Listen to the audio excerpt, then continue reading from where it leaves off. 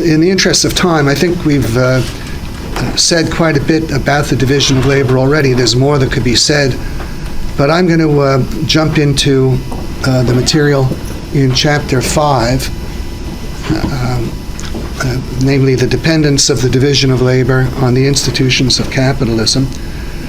And just to tie it all together with where we've been so far, hopefully I've established that on the one side, based on our nature as rational beings, there's no limit to our need and desire for wealth. Ultimately coming back to our foundation, to the foundation that there's no limit to our range of knowledge and awareness, thus of our potential for action and experience, and wealth is the material means of acting and experiencing.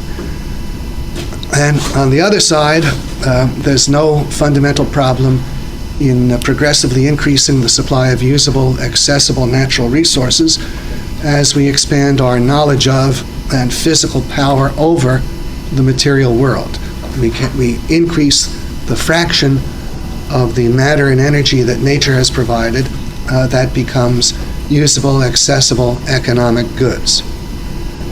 And between these two sides, the limitless need and desire for wealth, the limitless potential for natural resources, there is the division of labor as the framework for a high and progressively rising productivity of labor, principally through this feature, the multiplication of knowledge and the progressive benefit from the existence of geniuses who make it possible for the stock of knowledge and state of capital equipment to improve from generation to generation. And now I want to go further and show that the system of division of labor depends on the institutions of capitalism. And I need to briefly recapitulate what those institutions are, because I'll try to show that the dependency of the division of labor refers to each of them. There are separate lines of dependency. Now, we can take as our starting fundamental institution the pursuit of material self-interest under freedom.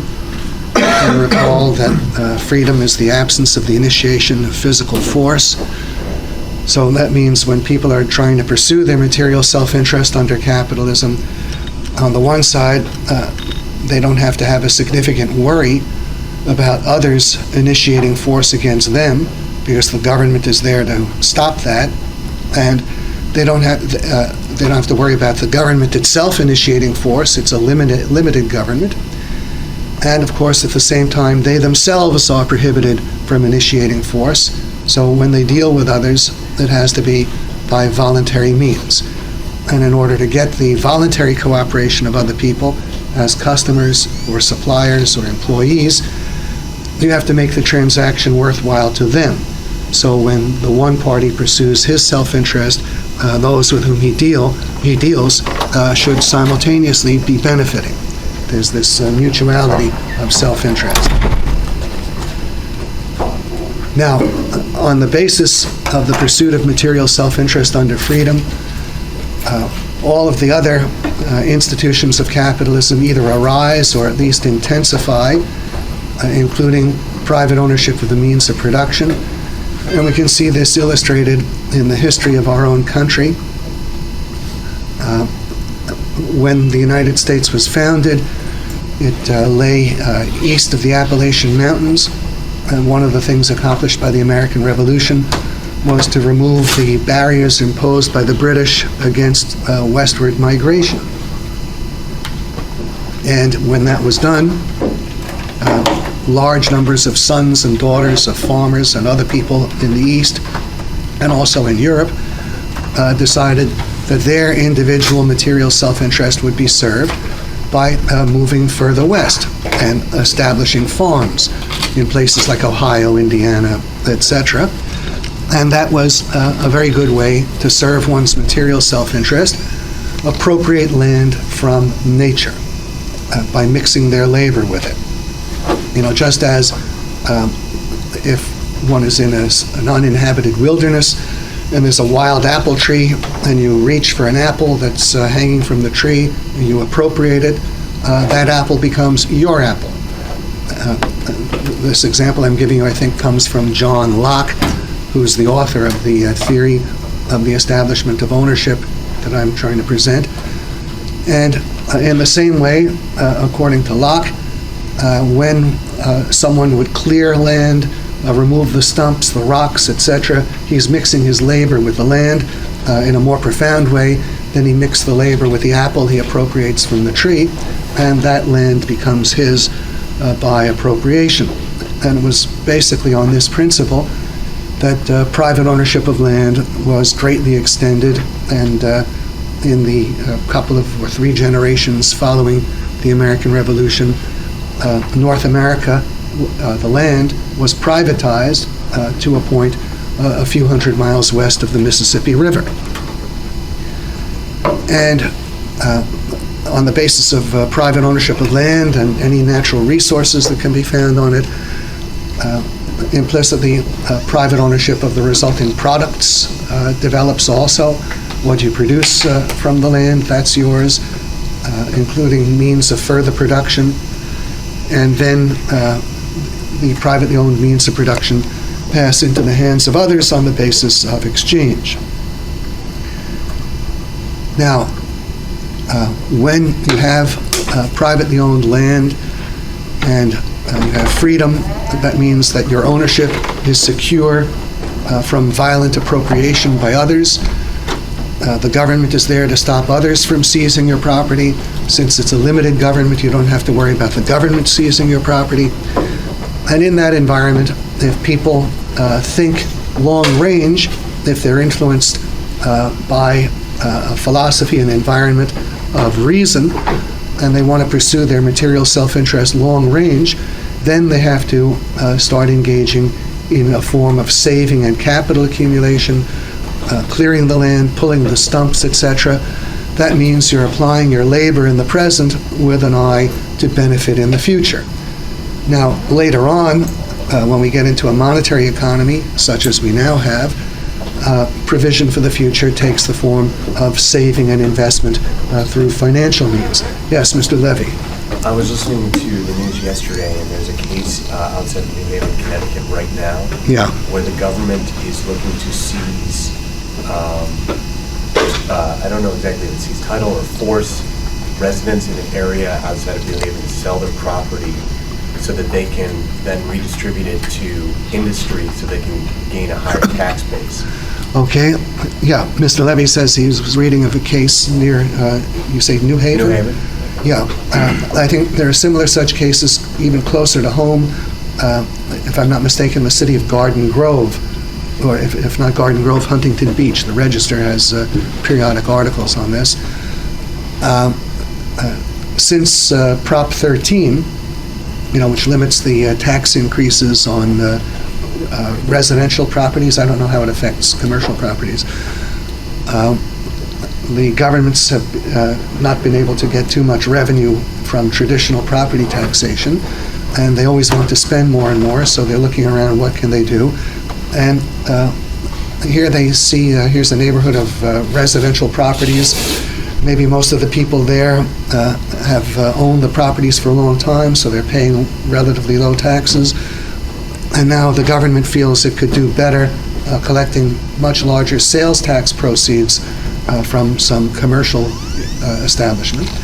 And so they attempt to use the power of eminent domain to seize the properties and then give them to some private developer. Now, I grew up thinking that this is unconstitutional. It's a violation of the Fifth Amendment, which prohibits the taking of private property for public use except under highly restricted conditions, not to give it from one private owner to another private owner. I mean, the rationale was for such things as building highways or whatever, something that would supposedly serve a real common purpose. But now these local government officials proceed as though they're the real landlord, and they're dispossessing the owner as though he were a tenant. So hopefully this will be quashed at the higher court, at the level of the higher courts. It's something in violation of the security of property, individual freedom. I mean, just think, here you are, the government says, we want your property, and if you won't vacate, what will they do?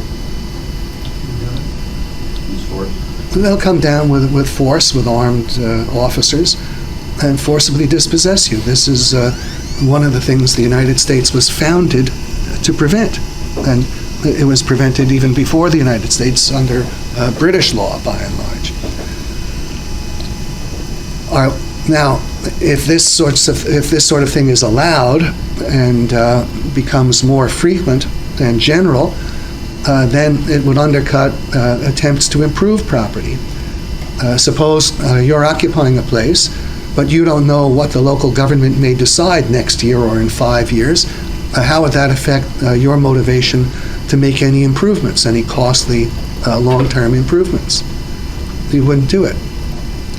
An essential requirement of saving and capital accumulation is that titles to property be absolutely secure. There should be no question as to who owns what.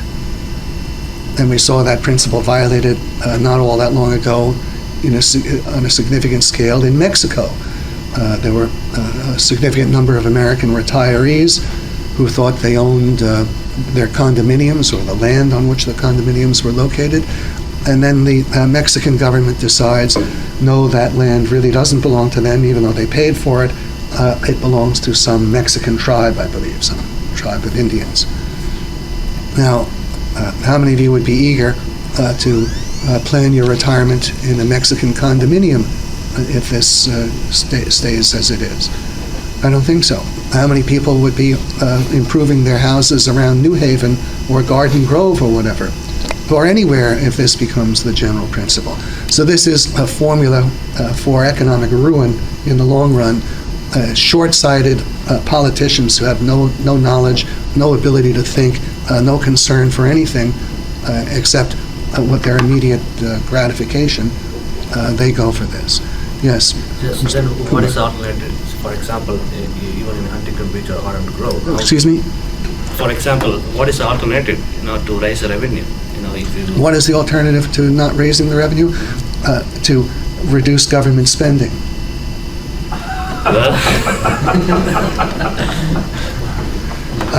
Where I live, when I moved here, the area in which I live was an unincorporated area, no city, and everything was just fine. And then they decided they needed to establish the city of Laguna Hills. And once we have the city of Laguna Hills, then we have a handful of councilmen, a mayor, and they get busy and they spend, I guess, a few $1 million building a community center. For a while, I thought that was the city hall.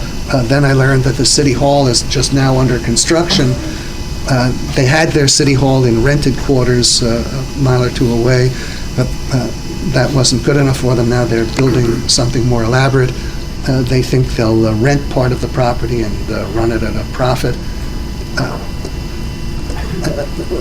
We could get along just fine without them, without their community center, without that city hall. They're just excess baggage and additional expense. And that goes for so much of what the government is doing. There is no area greater where expenses could be cut. You could abolish the California Department of Education, and the effect would be positive. Education would have to improve. You just have this extra layer of bureaucrats, and they're drawing substantial salaries. We get millions and millions of dollars of pension commitments that they give out to the government employees. The United States used to have a much better, more efficient government at all levels when the fraction of people's overall earnings going to support the government was much, much smaller. In the early 20th century, we had a more effective educational system. People who graduated 6th grade at that time knew more than people who graduate from high school today. and the country was running pretty well, and the share of taxes as a percentage of national income was about 8% at all levels. And today it's over 40%. So there is certainly room to cut government spending and not have to resort to such measures. Well, let me turn to further consequences of the pursuit of material self-interest under freedom. There's saving and capital accumulation, which I say in contemporary conditions where we have a monetary economy, that would almost always take the form of people saving and reinvesting part of their monetary incomes. But it's the same principle as the farmer clearing his land to improve his productivity in the future. We save and invest, then funds are available to purchase such things as machinery, construct factory buildings, and so forth, which serve to increase our ability to produce in the future.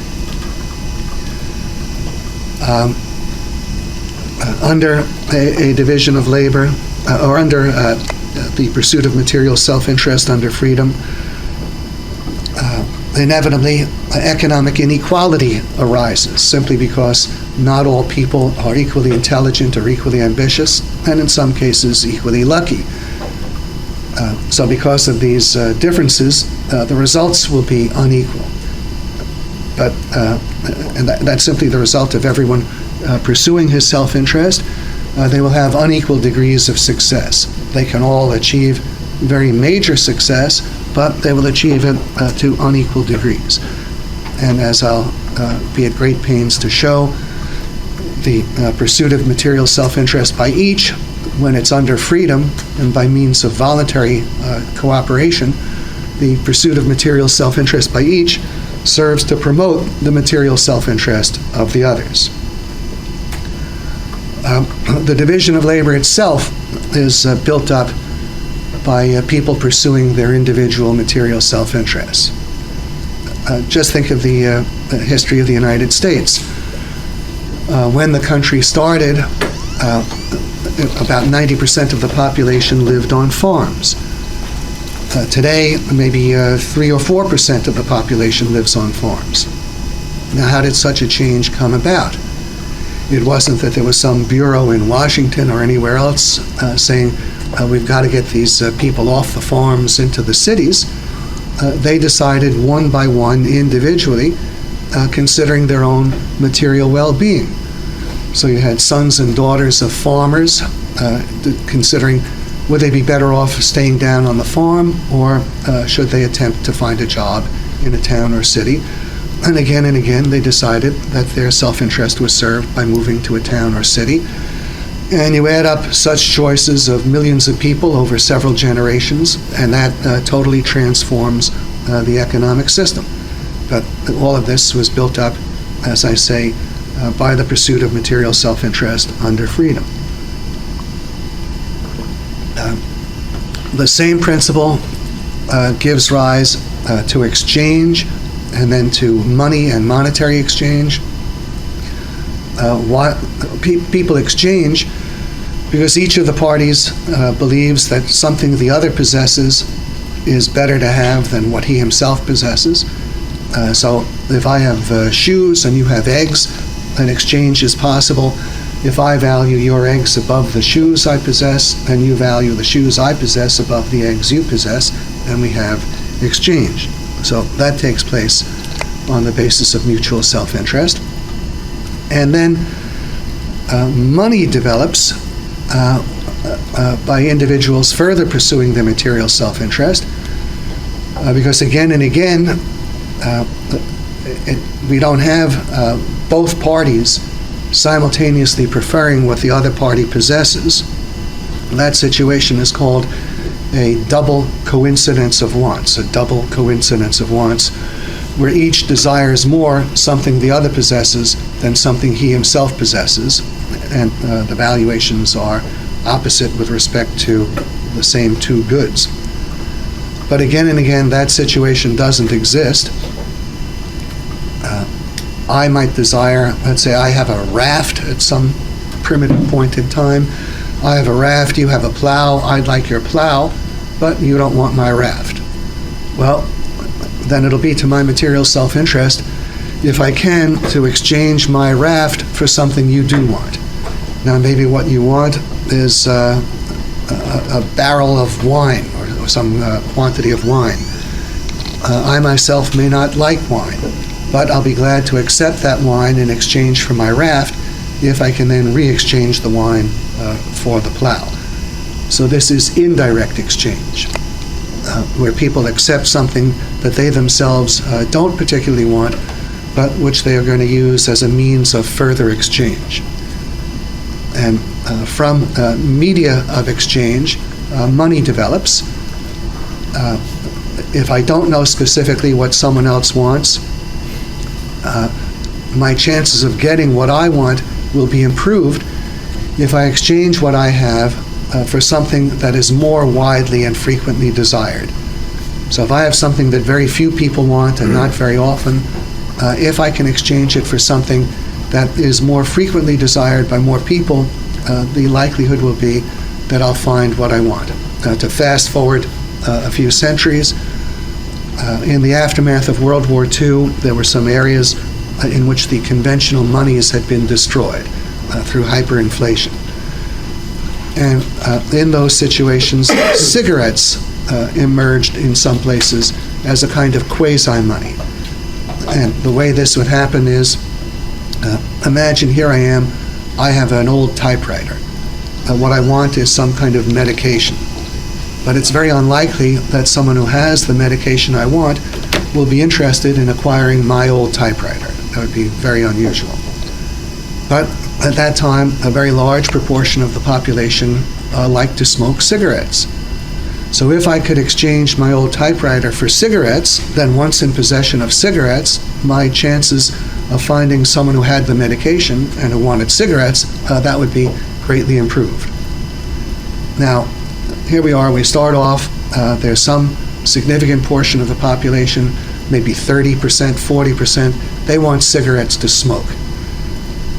So this is a very widely sought, frequently sought good. To get the cigarettes, your chances of getting what you want are improved. Well, as people become willing to accept cigarettes in order to re-exchange the cigarettes with the smokers, what does this do to the number of people willing to take cigarettes? What groups do we have now prepared to accept cigarettes in exchange for the goods that they want to trade away? We have the smokers, and what further group? Yes? Isn't that it? Who else wants cigarettes? Well, the people seeking cigarettes, those who want cigarettes to re-exchange with the smokers. See, there's the smokers, they want cigarettes to smoke. Then because they're numerous and their want for cigarettes is frequent, other people are willing to take cigarettes for the purpose of re-exchanging the cigarettes with smokers. They know if they get the cigarettes, there are a lot of people who want them because they smoke them. And that improves their chances of getting the goods they want. So now we have the core group of smokers plus a further group of people willing to accept cigarettes because they can use them to re-exchange with the smokers. What has this done to the overall total proportion of the population that wants cigarettes? Was expanded, right? It's expanded. It's now more than before. And what does this do to the suitability of using cigarettes as a medium of exchange? Because now if you look around, instead of perhaps 40% of your fellow citizens ready to take cigarettes, it's now 50%, 40% to smoke and another 10% to re-exchange. So what does this do to the usefulness of cigarettes as a medium of exchange? It's further increased. So from 50%, it can go to 60 or 70%. And if that happens, then what happens to the suitability of using cigarettes as a medium of exchange? It's still better. And what would be the ultimate stopping point of this process of more people becoming willing to take something because there's already a larger pre-existing base of others willing to take it from them?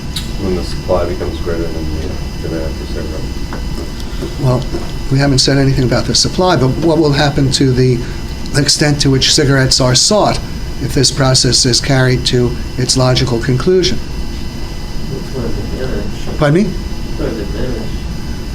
Well, what portion of the population would likely end up being willing to take cigarettes in exchange for their goods? Everybody would be willing to take them. And it's exactly in this way that money gets established. If you think about it, money is the one good that everyone is willing to accept in exchange. Everyone is eager to accept money because once he has the money, he has the expectation that everyone will be happy to take it from him. And this is the process by which money emerges. Nothing came into the world as money.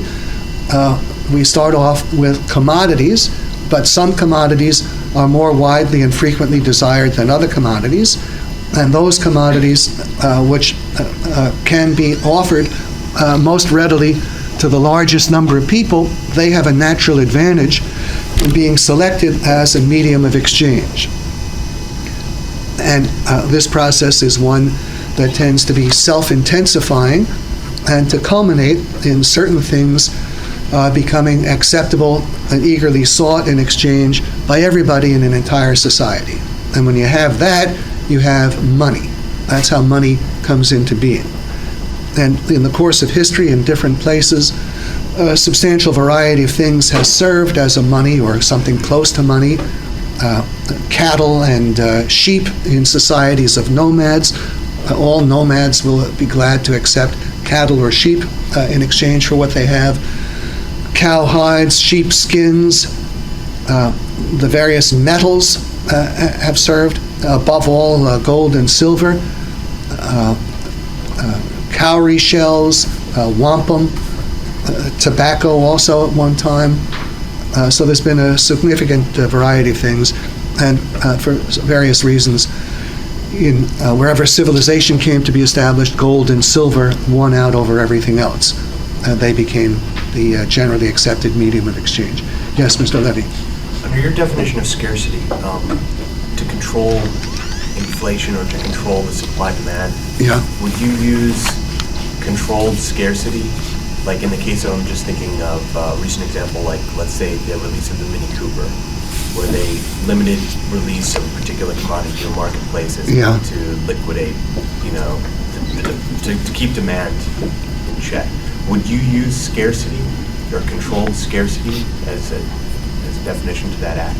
As a definition, controlled scarcity as a definition to what? To the act of limiting release of, like, cigarettes as an example. You don't want to liquidate the marketplace by an overabundance of cigarettes in order to keep its value. So would you use scarcity or controlled scarcity as, I'm just asking your definition of the word. Well, by controlled scarcity, I'm not clear on what precisely that is. But if you want to raise a question about cigarettes and their supply, let me go into that, because I had wanted to develop that, in fact. Just think, this will explain some seemingly paradoxical aspects of money. If the supply of cigarettes could not be readily increased as the demand was rising. See, there are now two components of demand for cigarettes in our example. There's the demand to use them as cigarettes to smoke, and then there's the further additional demand to use cigarettes as a medium of exchange. Now, if the supply of cigarettes did not increase or didn't increase very much, what would be the effect of this additional demand on the value of cigarettes? It would go up. Okay, so the value of cigarettes would go higher.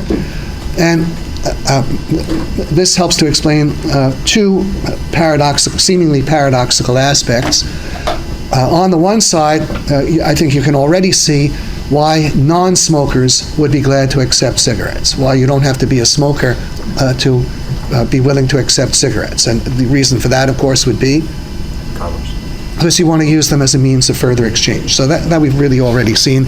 And the same with the guy taking the wine for his raft, because the owner of the plow wants the wine. All right, now, another element is, though, that if the value of cigarettes increased very, very greatly, what would happen to the extent to which they were actually smoked? That would decrease because it would be tantamount to smoking money. And if they became valuable enough, you might even have a situation where nobody any longer smokes cigarettes. And then it would appear, well, nobody smokes cigarettes. They're not used for any actual physical employment, but everyone is eager to get them. They're very, very valuable. They're not used for anything except a medium of exchange. Non-smokers are happy to take them. And this might appear as though it has no rational explanation. But it does, and it's very much the same with gold. See, just think, why is gold, what made gold so valuable? What contributes to it plays a major role in its value now? Is the demand for gold limited just to gold's ordinary commodity employments? It's its perceived value. Ms. Fox? Because it's a limited resource, and that's why the value is so great. Well, it is limited, and that certainly does contribute to its high value. But you see, its limitation, gold has the same kind of basic utility as iron and lead and everything else, at least when it's properly alloyed. And whatever you could make with other metals, you could also make with gold if it's properly alloyed. And it has some unique properties, like being an absolutely fantastic conductor of electricity. It's supposedly a very good deflector of heat, I believe. So it has various uses. But its rarity is much greater than that of most other metals. And so it can't be used as extensively as them. So it must have a value high enough to limit its use to those areas where it's of special importance.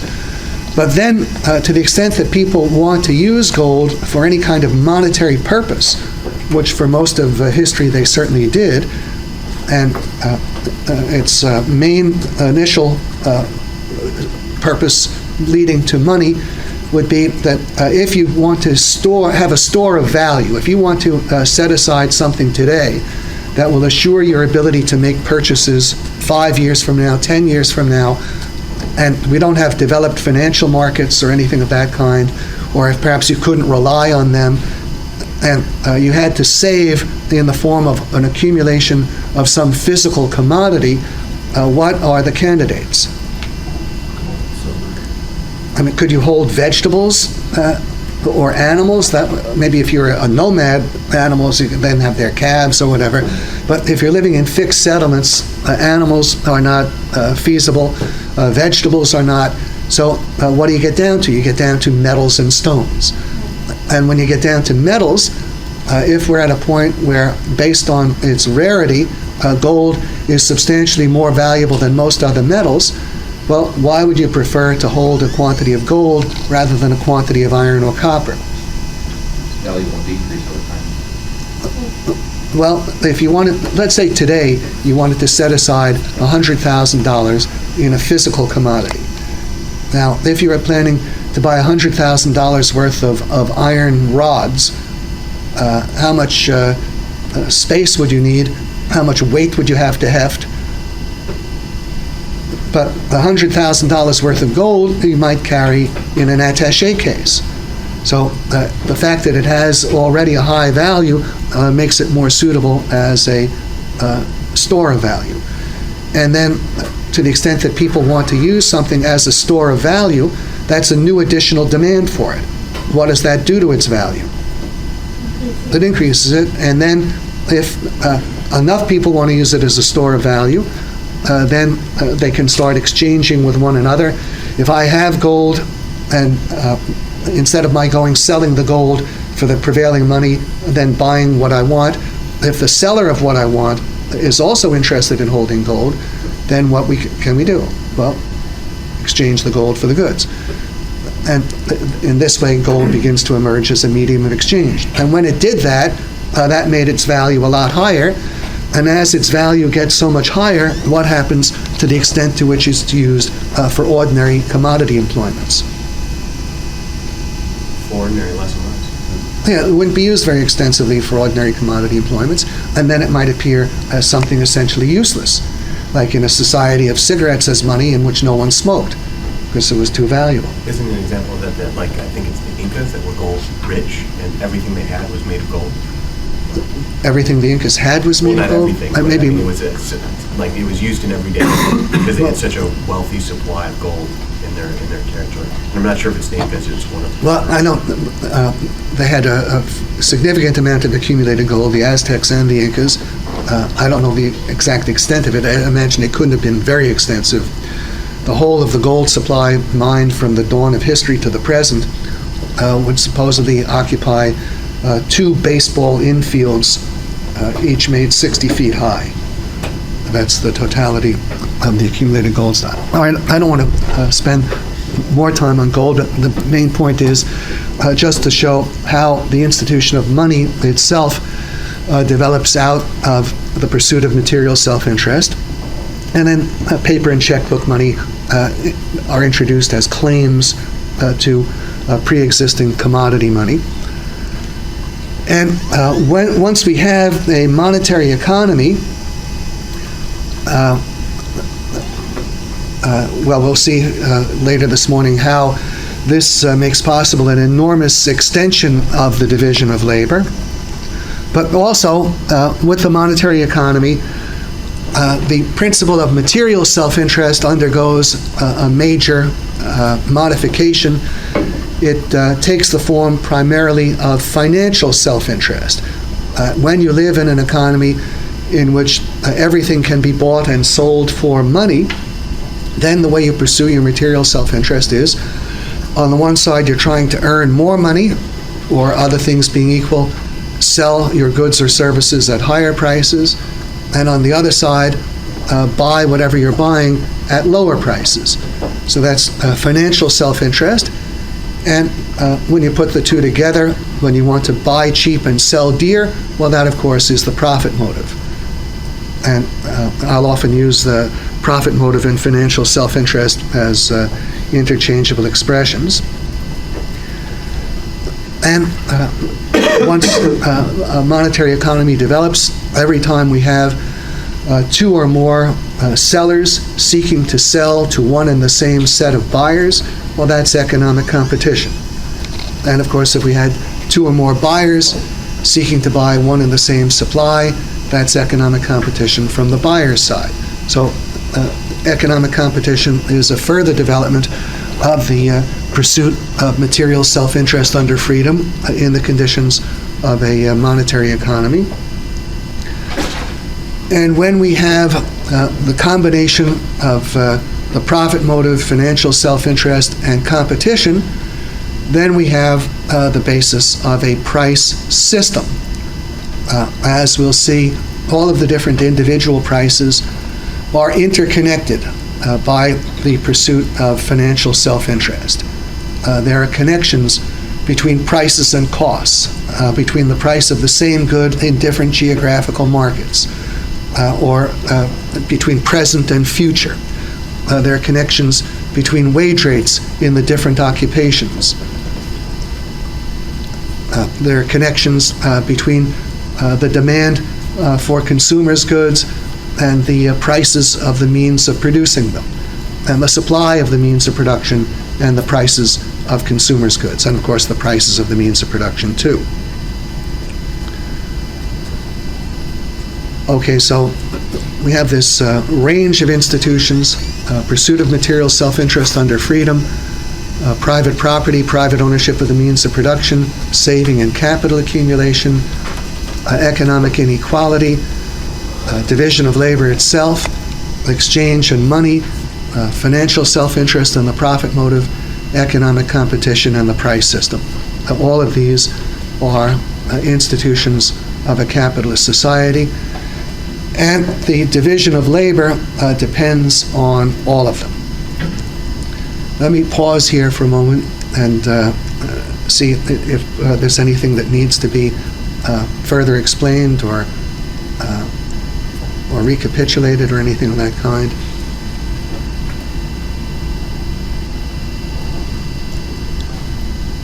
Am I getting through on this? All right, let's turn now to the dependence of the division of labor on private ownership of the means of production. And this has implications for the collapse of the socialist communist bloc in former Soviet Russia and Eastern Europe, and the transformation of China. Because the implication is that if the division of labor does depend on private ownership of the means of production, socialism, communism is incompatible with the maintenance or development of the division of labor. But we'll go into that implication further in weeks to come. Let me try to establish the actual dependence of the division of labor on private ownership of the means of production. And there are actually two lines of dependency. The first one I describe as the direct dependence. And this proceeds from the fact that each of us possesses his own separate, independent mind. We each think and hold knowledge separately from and independently of other people. We don't have groupthink. We're not our brains are not related as parts of a local area network. We each think and know separately and independently from others. And this relates directly to the two most important advantages of the division of labor: the multiplication of knowledge and the benefit from the existence of geniuses. When we talk of the multiplication of knowledge and different specializations having different bodies of knowledge, well, just think what that means in terms of what our suppliers know and what we know. We each presumably know how to do our own job well, but how much do we know about the work that goes into producing all the things that we buy? We're dependent on the knowledge of the producers all up and down the line, which is knowledge very different from our knowledge. So when we buy automobiles, we're relying on the knowledge of the different people in the auto factories, the steel mills behind the auto factories, the iron mines behind the steel mills, the equipment makers all up and down the line. And we're benefiting from all of that knowledge that is held by other people and which we don't have. And they in turn, of course, benefit from the specialized knowledge that we have. And we all benefit from the fact that we live in a world where there are many people who have greater intelligence than we do, who can come up with things that we could not come up with on our own, and improve things that way. So we are routinely, every day, day in and day out, in countless ways, benefiting from knowledge held by others that we don't possess, and from the separate functioning intelligence of others that is not ours. Well, the fact that we hold knowledge and think separately and independently of one another means that it's necessary for us to be able to act and to produce separately and independently from one another. See, just think, if we could act and produce separately and independently, if before anyone could do anything, he had to have the approval and permission of the collective, of the totality, well, is the totality in a position to make intelligent decisions about what the individuals are doing? If the individuals have so much more knowledge about it than the people who don't specialize in the area. See, if we required that before the individual can act, the collective must approve, well then we'd be harnessing knowledge and intelligence to ignorance and stupidity. People would be determining what could be done when they didn't know and weren't competent enough to know, while those who wanted to take the actions did know. Yes, Mr. Levy. Isn't that the largest complaint of overly bureaucratic organizations right there, which do fit within the capitalist mold? Is which the complaint? And The fact that you have groupthink, the fact that you have a collective that might or might not have the competency, but they rule the decision? Yeah, we are moving in that direction, that more and more the action of the individual is restrained by the collective, by the government, and is so on the basis of inadequate knowledge and lack of necessary intelligence. And to the extent that we adopt that, we would end up being paralyzed. So that's a growing problem. Now, let me just make one further step. If we could agree that given that we do think and hold knowledge separately and independently, we do need to be able to act and produce separately and independently. Well, if we now realize further that the material means of action and production is wealth,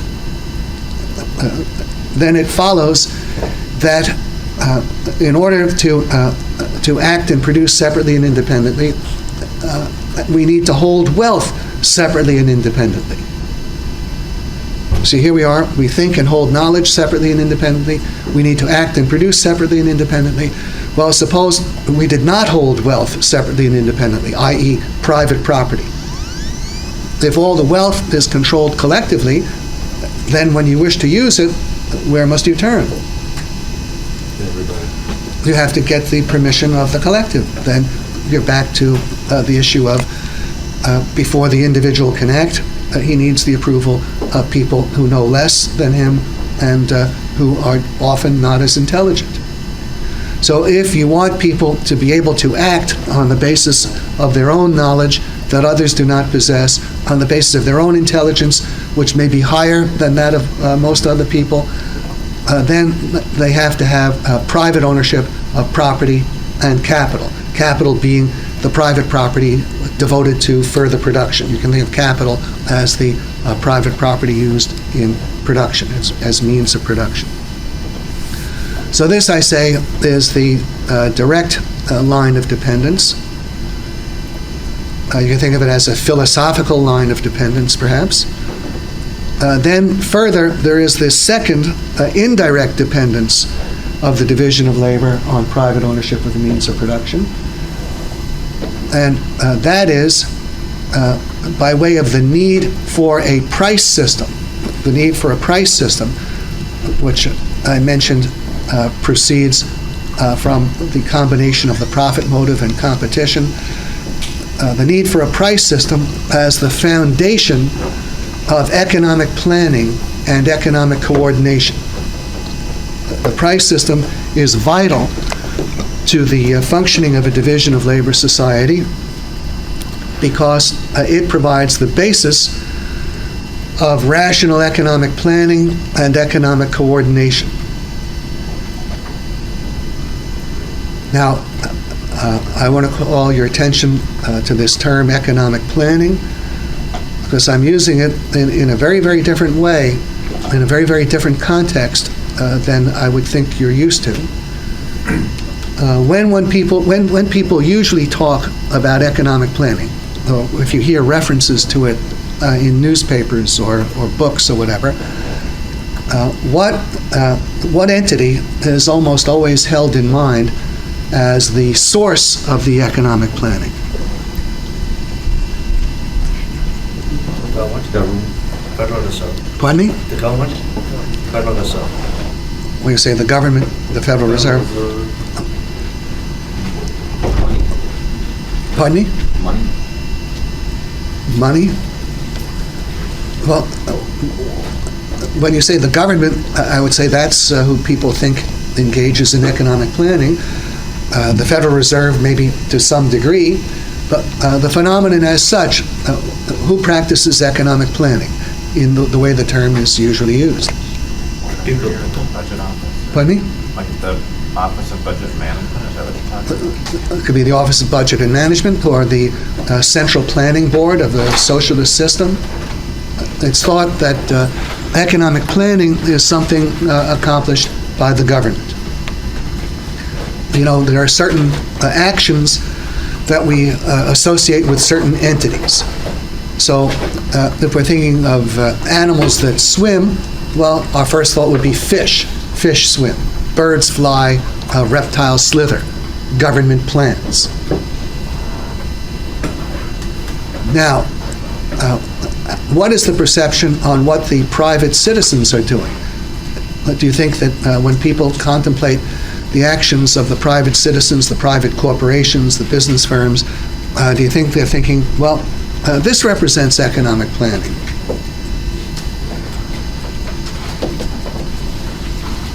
They're forecasting. Well, they may be engaged in forecasting, but what word, in the way most people think about these issues, what word would be more used to describe the actions of the private individuals and business firms?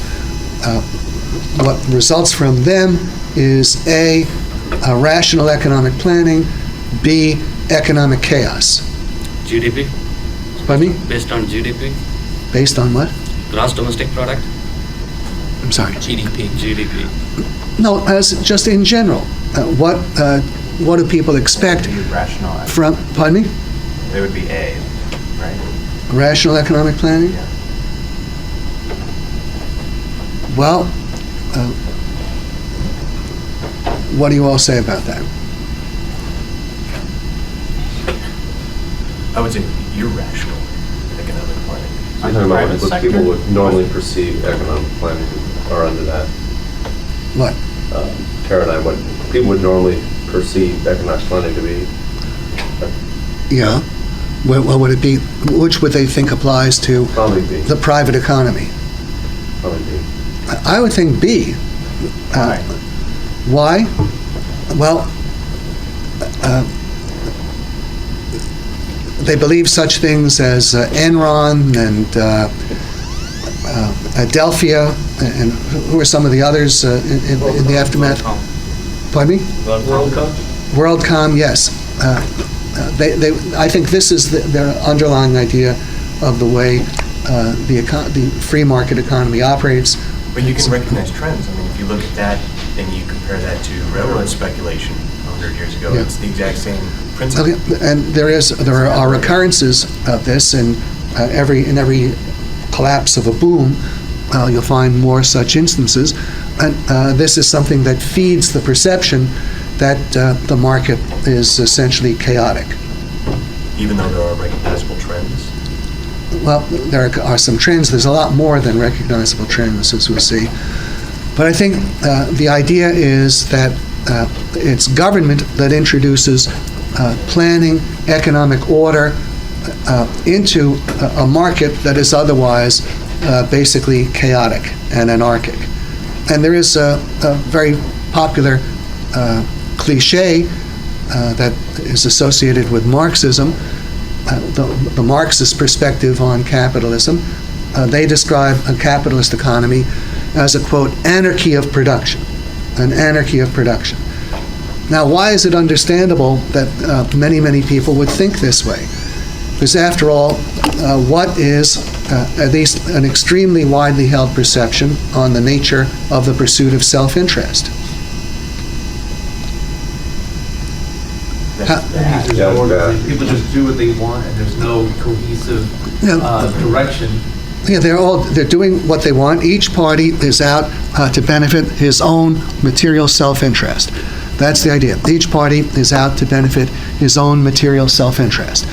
And how do many people assume that self-interest is routinely achieved? Through the loss of another. Through losses of others, that what one party gains, others lose. Isn't that a widely held idea, that one man's gain is another's loss? Isn't it widely held that the pursuit of self-interest is immoral, precisely on the grounds that it causes losses to others?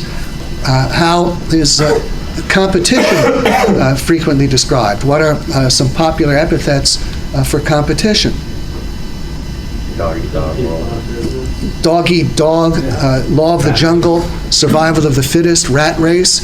Now, does this imply, to the extent one thinks along these lines, does this imply a rational, ordered world or chaos? I think chaos. I'm Yeah. sorry, I keep raising my hand and maybe Sure. you're not saying. I'm confused Yeah. because I'm not sure at whose perspective these thoughts are coming from. Yeah. That it's irrational or it's chaotic or whatever. I would say, yes. I don't see that as being like the dominant public opinion. But is that the premise on Well, which am I just supposed to believe that, or?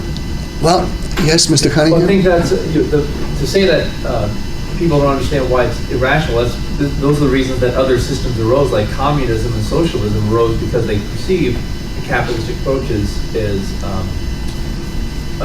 has an anarchic nature, which would steamroll people who weren't selfish enough to steamroll other people.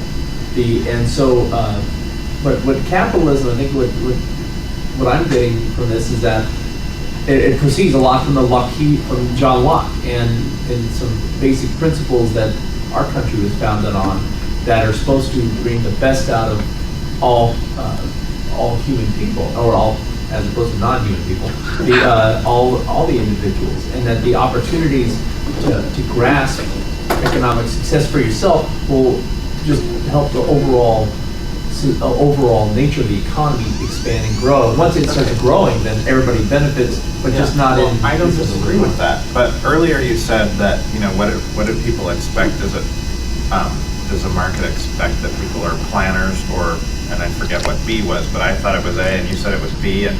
Yeah, but most people's take and on... And then you use the example of all these failing companies. Well, I think that we do have checks and balances in place, and I wouldn't call it irrational, because those were aberrations to the norm, and the market forces shut those companies down. I mean, they're basically no longer in existence because, their shares are now worthless. That's true. Now, please don't understand that I'm saying that the economic system is anarchic. What I am saying is that it is widely perceived as anarchic, and the government is perceived as the only agency which introduces economic planning. That the economic planning that goes on in the economic system by private individuals and business firms is almost entirely ignored, not recognized. That's what I'm saying. And I'm not trying to argue. I'm just trying to understand the perception from which you're saying, or like who's Definitely says. people in other countries. I think it's the majority of the people even here. So Yeah. you always refer to everyone saying that the suits are out to screw the workers, which is not the case. I just think how economic... That's an uneducated opinion, right? It's the majority. No, not just... Just like everyone's led to believe that unions are good. Not uneducated opinion.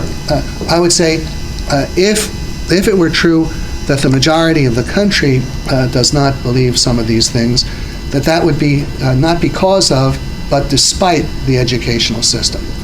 Because just think, what is the prevailing interpretation of the economic history of the last 200 years?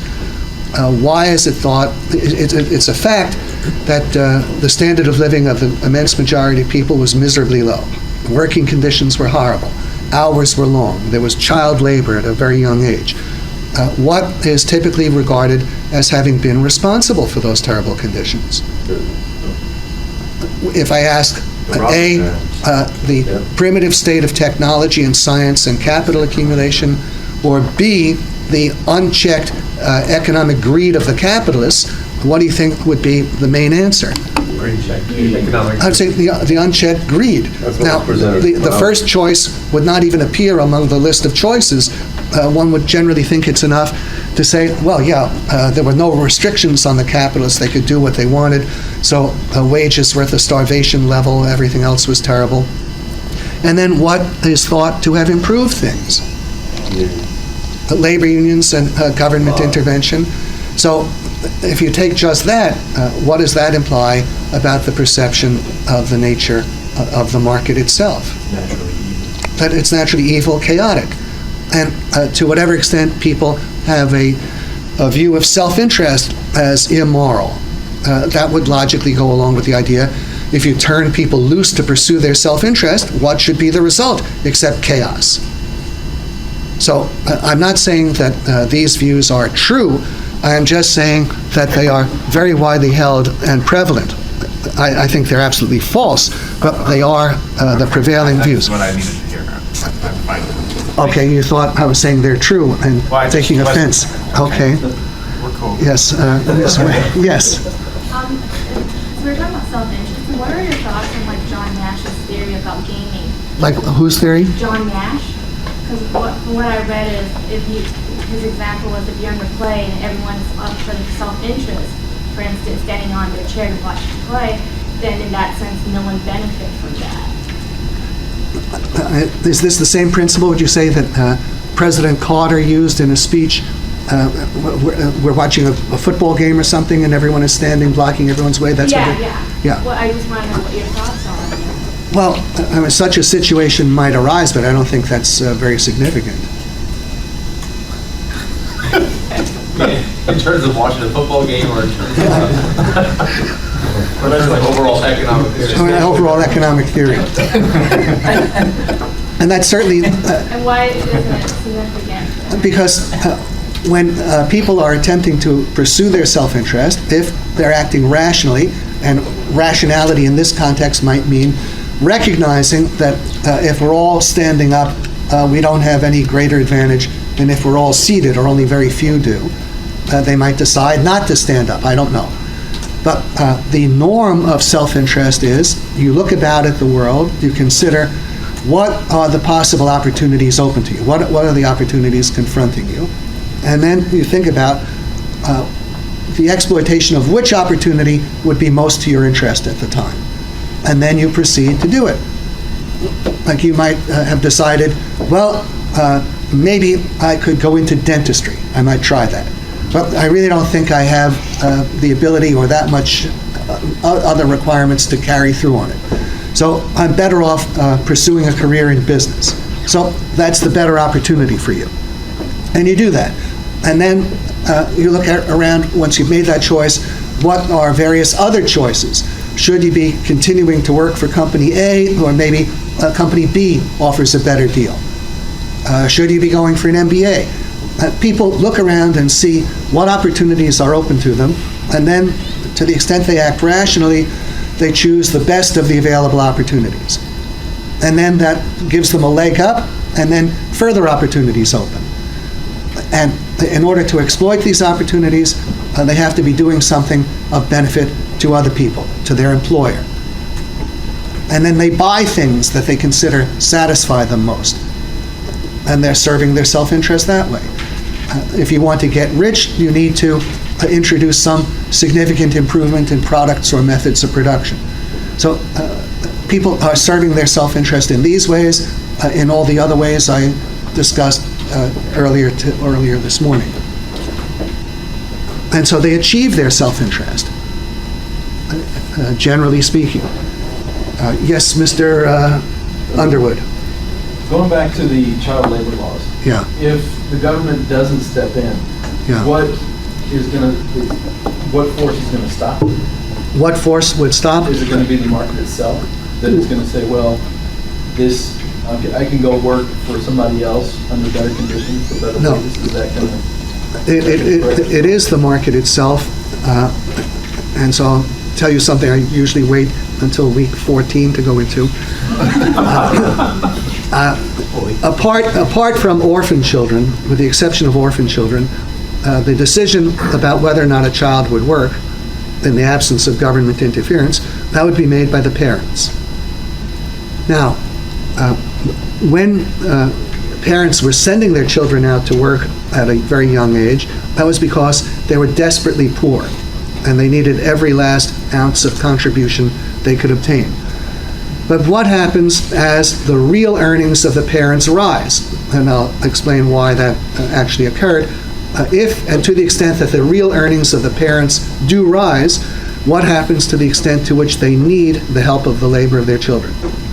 That diminishes, and so then they are in a position to keep the children home longer.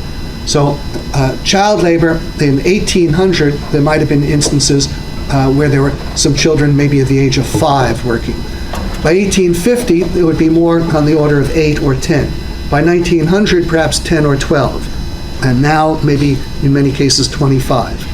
So as the conditions of the parents rise, that wipes out child labor, because they don't need the help as much. Yes, Mr. Traxler. The only thing about that is that had been allowed to continue, wouldn't families just say, oh, we'll have another kid because I want to acquire more wealth? Pardon me? wouldn't families just say, if that was the case, the government left that unchecked, Yeah. then they just say, let's have another kid, so we can put them in the workforce, so we can acquire more wealth, like that car over there, Well, it would be hard to imagine that happening on any scale. I mean, that could be plausible in an agricultural economy. If you have more children on a farm, maybe from an early age they can do various types of work out on the farm. But I think in an industrialized society, children become a much, much greater financial burden. Certainly today, the cost of having and raising a child is enormous. There is no economic gain to doing so. Quite the contrary. So now, it could be possible. You might find certain isolated instances of parents who had no regard for their children of any kind, and they would attempt to do that, and maybe it would be reasonable. See, it depends on the general conditions of the society. In the society of the late 18th, early 19th century, when you have desperate, widespread poverty, it's intelligible why parents would be sending their children out to work, because that might have been necessary even to help keep them alive. They needed every last bit of earnings. Now, in today's context, that can't be argued. And so, in today's context, if you found a case where parents were sending a child out to do any kind of serious labor, you might take that as prima facie evidence of neglect or malice or whatever, and there'd be a basis for a legal prohibition. So I think you'd have to keep the context and circumstances in mind. But to answer Mr. Underwood's original question, it was basically the market itself that eliminated child labor, and as we'll also see, improved working conditions and shortened hours. But I don't want to go further into that line of discussion. Yes, Mr. Levy? Because I did want to go further into that line of discussion. Okay, well, I'd appreciate it if you'd hold off on Chapter that. 14. Okay, well, I believe that the way words are used, that economic planning is seen as something performed by the government, and that what the private individuals are doing is not economic planning, it's economic chaos. They're running around like chickens without a head. But I want to point out that in reality, economic planning is all around us. We have enormous unseen economic planning, the unseen economic planning of capitalism. And just think, can you think of any ways in which the company you work for is engaged in economic planning? Any plans that it has? Budgets. All right, it has its budget, it's planning its outlays and revenues for some coming period of time. What else? What would be other examples? Yes, Mr. Underwood. You have to figure out what products you're going to present to generate more revenue. Okay, what products you'll introduce, what products you'll be withdrawing. I mean, companies every year have plans to introduce new products, withdraw old products. How about plans to open new branches or close existing branches? To buy new machinery, change the methods of production or keep them the same. Plans to hire additional employees or fire some of the present employees. Plan to build up your inventory or plan to run it down. I doubt that we could think of all of the different things that companies are making plans about. What about private individuals? Are any of you perhaps planning to change your job? Or planning to move to a different part of the country? Or planning to buy a home or a car? Or maybe change the diet that you follow? There are all kinds of plans that people are pursuing every day, and these are plans by the private businesses and the private citizens. Now, let's hope we establish, there is the existence of economic planning, private economic planning. It's present all around us. I liken it to a line in a Molière play. There was a character of Molière, the famous 17th century French playwright. He has this character, Monsieur Jourdain, who is described as speaking prose all of his life without ever knowing it. Prose just being a fancy word for ordinary speech. Well, I think economic planning is in the same status as prose spoken by Monsieur Jourdain. We're actually all engaged in economic planning, but unfortunately, because of deficiencies in the educational system, hardly anybody realizes that that's what we're doing. They think that what the private individuals are doing is not economic planning, but economic chaos, that economic planning is performed simply by the government or different aspects of the government. So first, if we can agree that there is massive private economic planning, which I think is a significant recognition, the next thing to realize is that all of this planning takes place very heavily on the basis of a consideration of prices. Prices to be paid or prices to be received. All of our economic plans are influenced profoundly by consideration of prices. Yes, Mr. Trexler. So going back to your statement about that, it's assumed that individuals aren't doing economic planning due to the way we're educated. Yeah. Okay. Yeah. Because I would say the education we have, well, everyone is taught that conditions were bad in the past because of the unrestrained greed of the capitalists, that conditions improved only because of the actions of the government. Private economic activity is repeatedly cast in a very bad light. Government is repeatedly made to appear as a benevolent force. The more it does, the better things are. I would say this is how the educational system has been operating.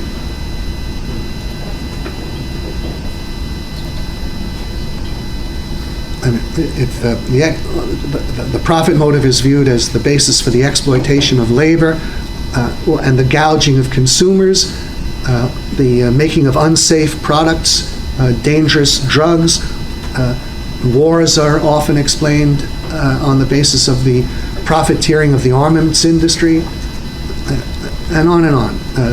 I give a whole list of things, I think, in the first chapter of my book, under the controversial character of capitalism and economic activity. Yes, Mr. Levy. Can you give a couple examples? Because I have a plethora of examples where the government has intervened to correct this evil perception, right? Can you give some examples where the market has done that without government intervention?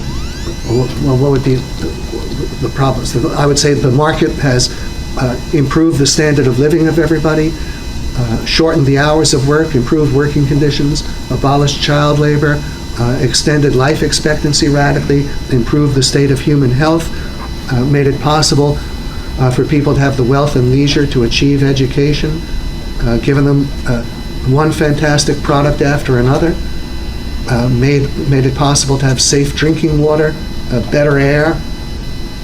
Couldn't some of these be tied to like standard of living? I mean, that's a pretty broad stroke, right? Yeah. So you can go in and support that with certain government acts.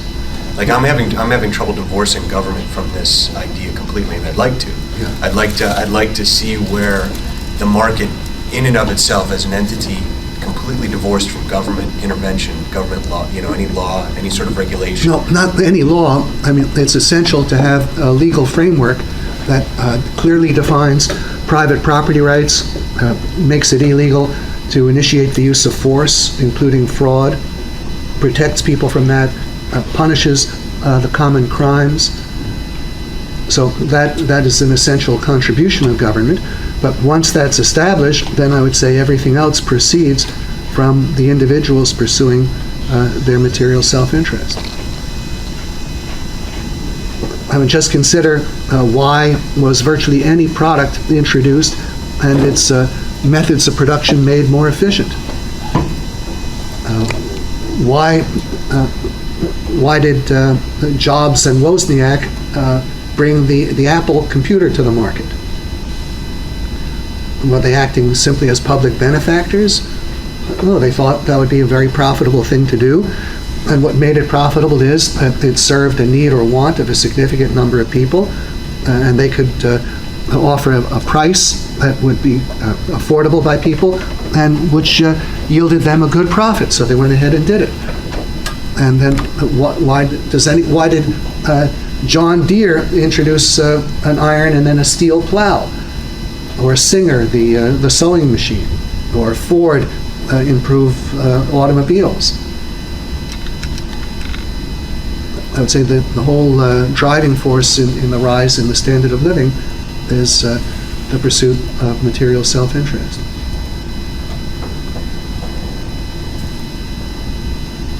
Okay, well, let me go into this point that the plans of all the private individuals and firms are based very, very heavily on prices. I'll use a number of illustrations. Well, when you're contemplating buying a home, what determines what neighborhood you'll consider? The cost. If you can't afford $1 million home, then you don't plan to live in an area where the homes are all $1 million. You're looking for what you can afford. The prices determine whether you'll attempt to live in a home or rent an apartment or buy a condo, as well as in what area you live. The kind of automobile you buy is profoundly influenced by the price. Virtually anything you buy is influenced by the price, because the lower is the price of any one means of satisfying a given want compared with others, the more money you have left over to satisfy other wants. And each of us has only limited resources at any given time, and so we're interested in spending them in a way that gives us the greatest satisfaction. When you consider what job to take, won't the income be an enormous factor? When companies are deciding what products to introduce, what motivates, what determines their decision? The return that we receive, but also the cost of putting products in the market. Yeah, they want that product, which other things being equal, will be the most profitable. What products do they withdraw from the market? The unprofitable ones, and those that give no prospect of becoming profitable. When they decide to add new branches, that they'll only do if they think that that's going to be profitable. When they close branches, that's because they're unprofitable and have no reasonable prospect of becoming profitable. Why do they change their methods of production from time to time? Make it more efficient. To make it more efficient, to cut their costs, to help improve their profitability. So with everything they do, running up inventory or running it down, that's based on considerations of profitability. So all of our economic plans, while not governed entirely by prices, are very profoundly influenced. I'm not saying that everyone always opts to take the highest paying job. You might look at two possible career paths. One will offer more money. Let's say tax accounting would be more financially remunerative as a career. Imagine I had the choice. I could be a tax accountant or a professor. Well, I think I would still rather be a professor at a fraction of the pay of a tax accountant, because I couldn't stand doing that kind of work. And this is much, much preferable. So, but nevertheless, I'd be looking at the difference and realize that in pursuing what it was that I wanted, it did mean that I would be earning somewhat less. And it's that way with everything. You might decide you want to eat in fancier restaurants. You could get the same calories and vitamins eating for less money, but you prefer the differences in quality and ambiance and whatever and taste, and that outweighs the extra money. But if it were twice as expensive, then perhaps you'd behave differently.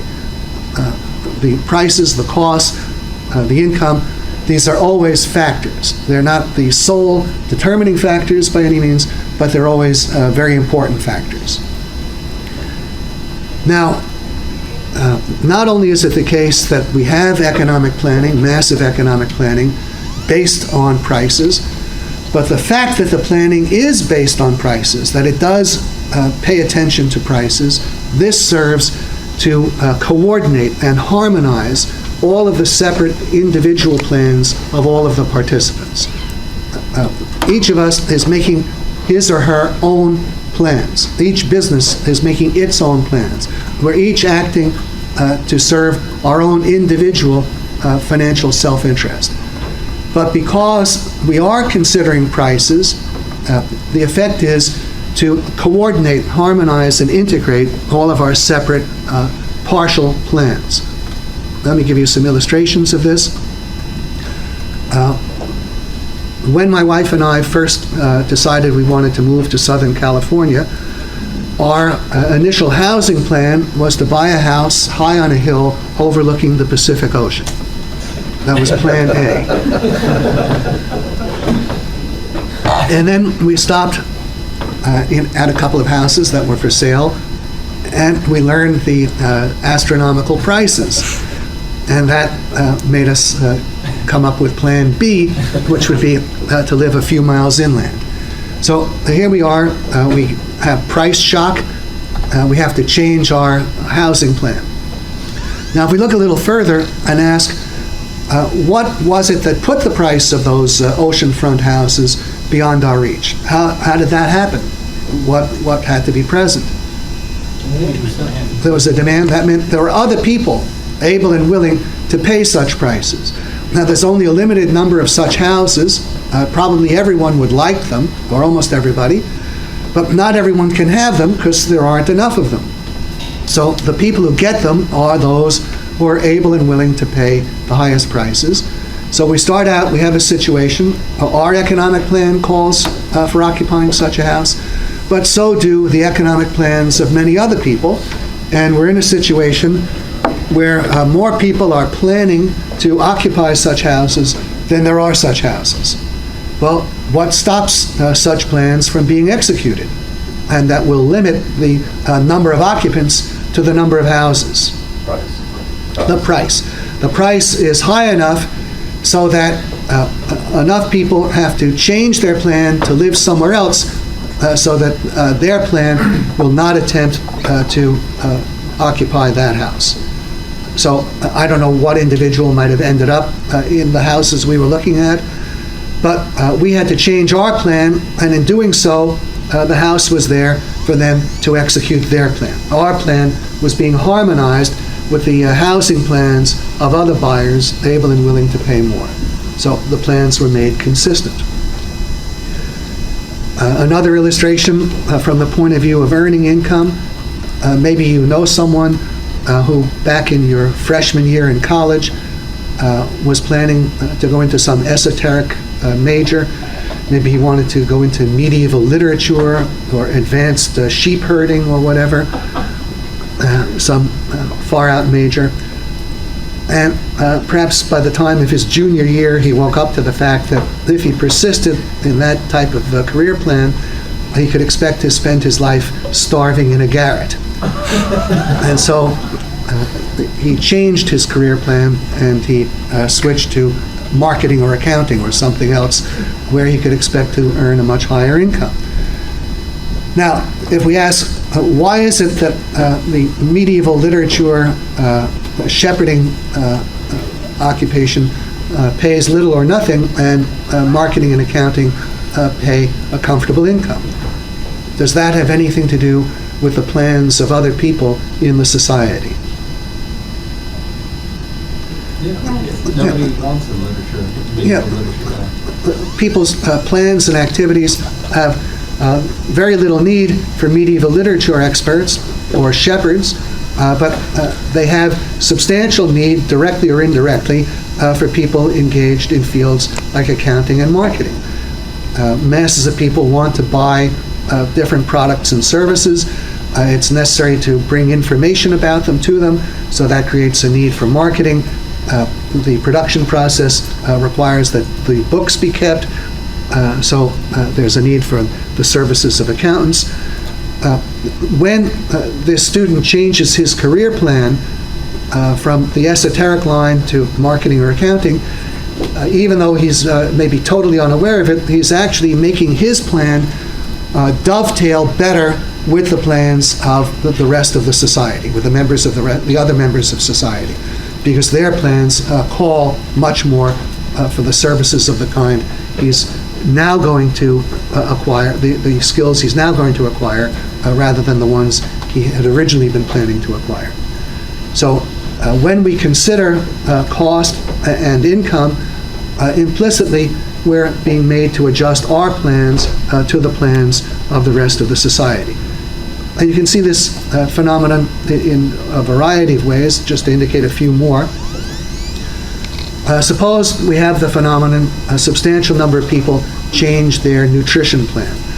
They become convinced that fat intake is bad for their health, and they need to reduce it. So they switch their diets from red meat to fish and chicken. So that's a change in the nutrition plan of a large number of consumers. Now, how will this register on places like McDonald's and Burger King and the local supermarkets? They'll have to change their menu. Okay, the pattern of demand has changed. The supermarkets find they have more unsold red meat at the end of the day, more requests for fish and chicken. What change in their conduct does that bring about? More chicken and fish in the... They'll have to change their ordering and warehouse stocking plans. They will now plan to carry less red meat, more fish and chicken. That's communicated to their suppliers. We get back to the meat wholesalers, the packing houses, the cattle raisers. There's a whole, up and down the line, there are now changes in plans. The cattle raisers can no longer plan on raising as many cattle. And there'll be an impact on the plans of the growers of the feed for the cattle. And plans changing in the opposite direction for those raising chickens and fish. And similarly with McDonald's and Burger King, they'll replan their menu. They'll have to replan what they stock. Their suppliers will have to replan their activities. You have a whole changes in plans all up and down the line, which is communicated by changes in the pattern of demand and supply. And one last illustration of this process. Suppose there's some development going on that none of us are aware of at the moment. Let's say some new modern highway is being built somewhere in China that makes a region that was previously more or less inaccessible now accessible. They can have trucks that come down this highway that can get to a seaport and load stuff onto ships.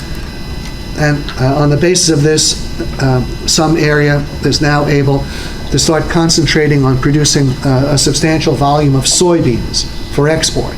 And of course, there'd have to be some additional investment in the production of the soybeans too.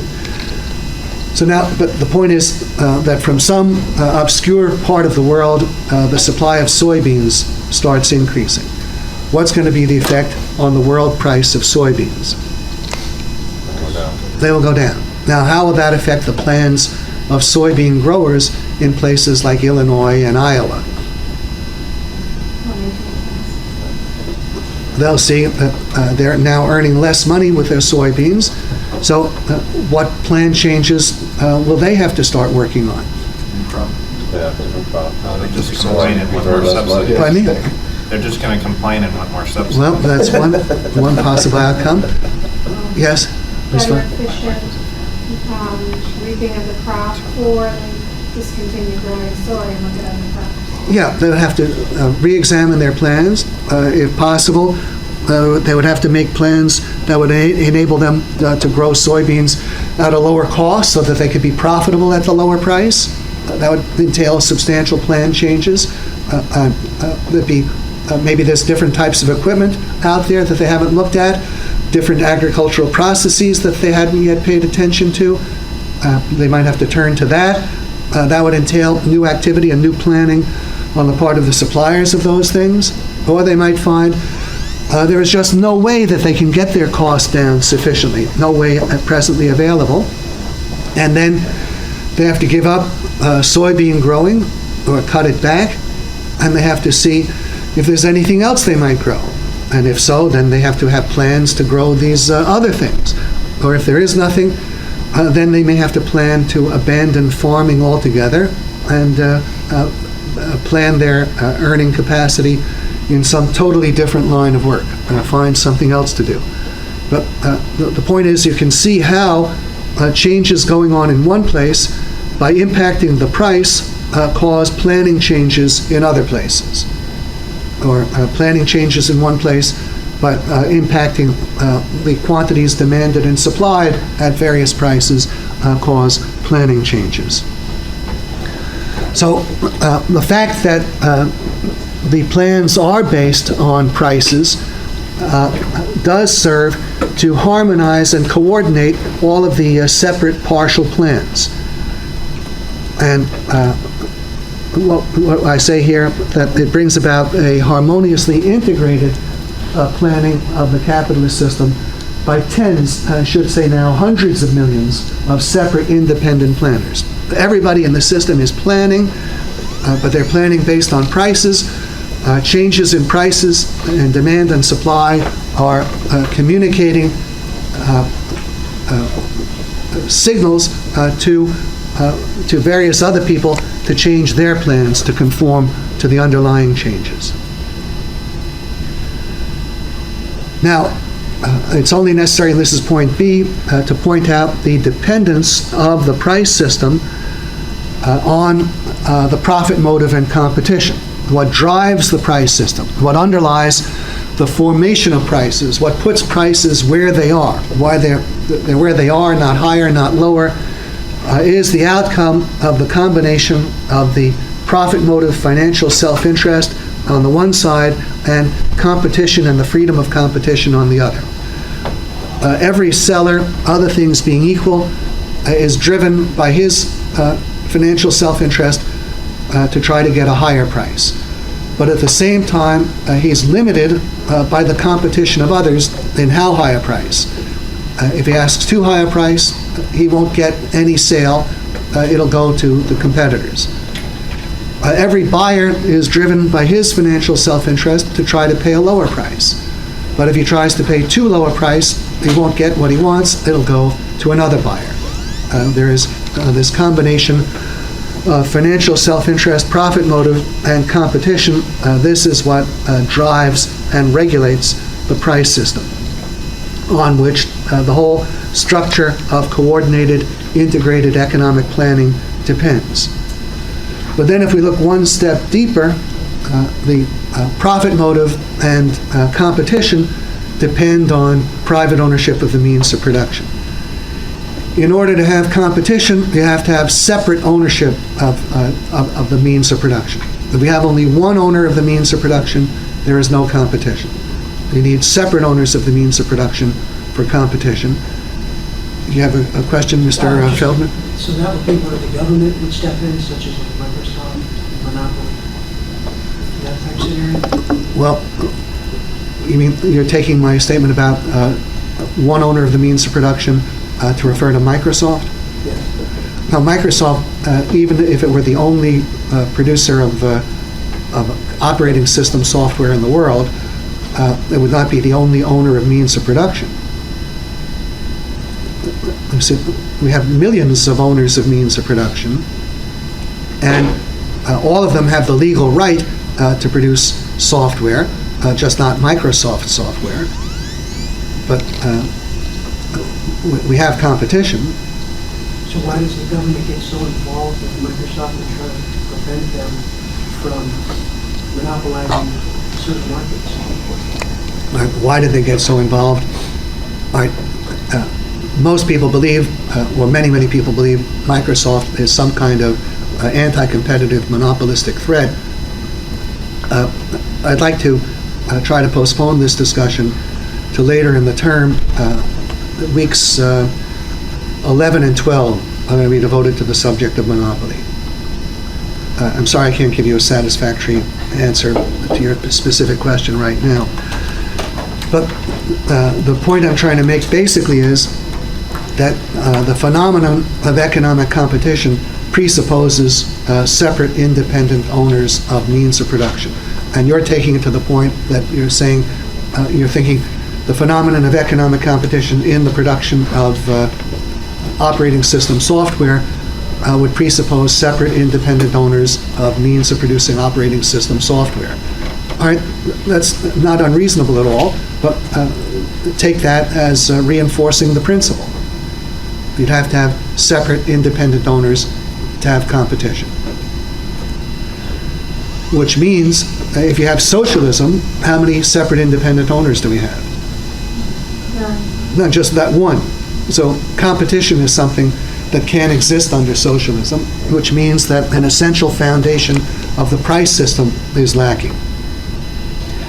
Now, competition would still be present, I should point out, in connection with Microsoft, even if Microsoft were the sole supplier in the whole world of operating system software, which it is not.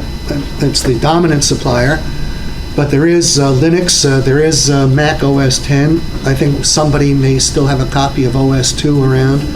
So there's Unix, but more importantly, the factors of production that Microsoft requires, it's not the sole owner of the kinds of buildings and equipment from which software can be produced.